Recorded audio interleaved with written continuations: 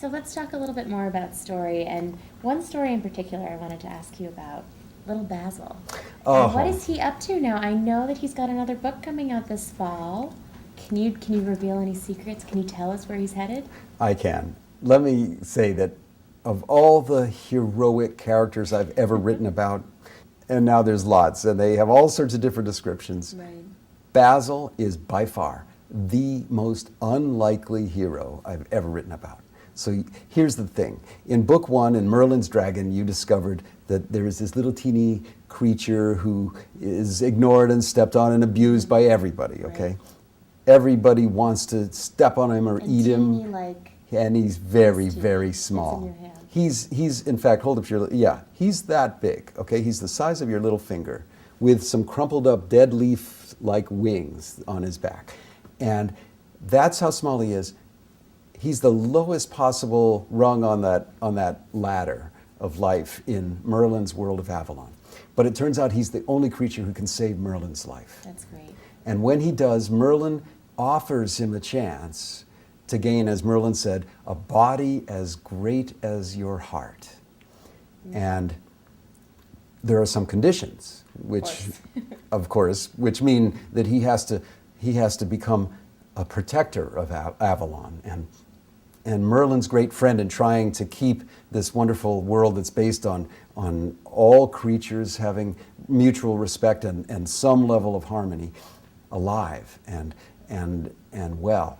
And so he does. So book two kicks off with Basil loving the fact that no longer is he that big, he is as big as a mountain. He is the greatest dragon of all times.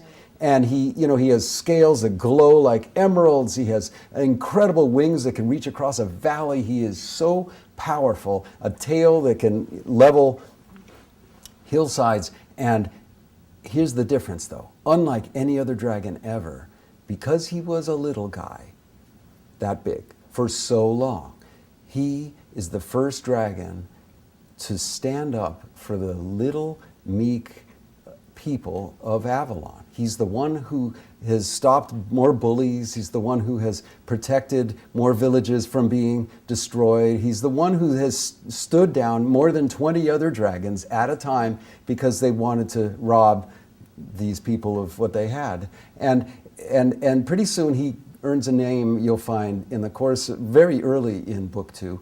The name he gains is Wings of Peace.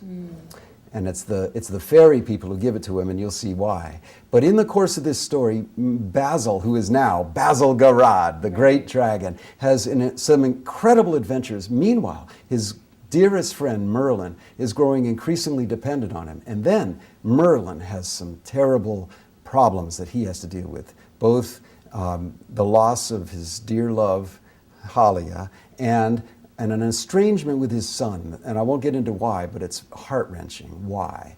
They have this terrible, many-year-long misunderstanding that only gets worse. And finally, Merlin is so occupied with that, it's all up to Basil. And then Avalon really comes apart.